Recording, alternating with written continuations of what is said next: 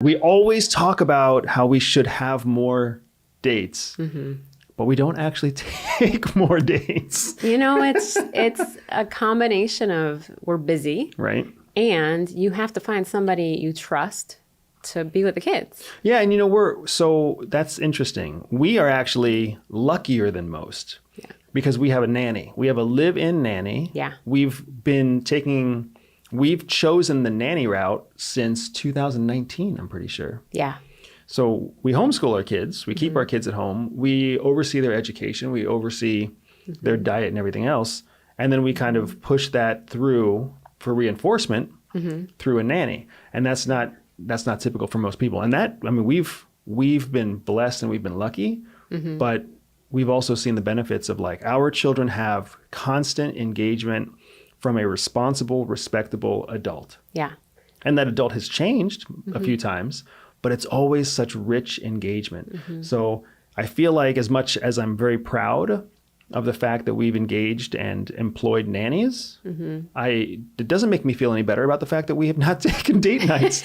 We have no excuse not to take date nights. Well, I think that part of it is, the importance that we have put on date nights has evolved over the years. That's fair. I remember when we first had our son, there was another couple, a business owner of a brick and mortar business that had a daughter, our son's age.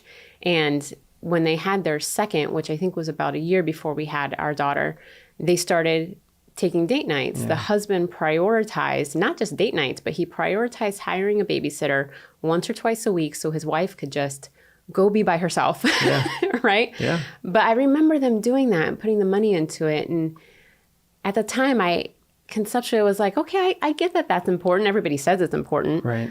But I think we're okay. Yeah. We're fine. Like, we worked from home at the time. We were homeschooling the kids. We're around each other all the time, right? Like, who needs a date night? Who needs a date night? You guys work in a brick and mortar shop. Right. One person's in the shop, one person's at home. Right. You're never really together. So you need date nights. Yeah. But we don't. Right. And I think, we were having dinner with some friends recently, and it really brought home this conversation you were having with a couple who have been married at least as long as we have, but have no children. Yeah. And I think you started the conversation of, what's it like to be married for so long without kids? Like, do you get bored? Do you feel, like you're as in love now as you were when you first got together? And out of that conversation, this really interesting concept came out where when you are without kids, all of your attention goes into each other, right? Because the husband was saying that they actually plan time apart. Yeah. Right? They plan vacations apart with their own friends. And it's because all of their attention where they're together is on each other. Where when you're married... And they need a break. And they need a break. They need a break from being the sole provider, being the sole recipient of all the other person's attention. Yes. Which is so different than us. So different than any married parenting couple out there. Because when you're married and you have kids, you might be together all the time, but your focus is never on each other. Yep, it's on the kids, it's on work. And that's so different from like the dating experience. And the dating and even the engagement and early marriage experience, it's all about just pouring your love into your partner. Yeah. And then you have children and you still want to pour your love into your partner, but what you find is the children just suck up everything. They suck up the energy, they suck up the love, they suck up the patience. Yeah. They suck up the creativity, they suck up everything. So then when you are with your partner, you're like, so what did you do with the kids today?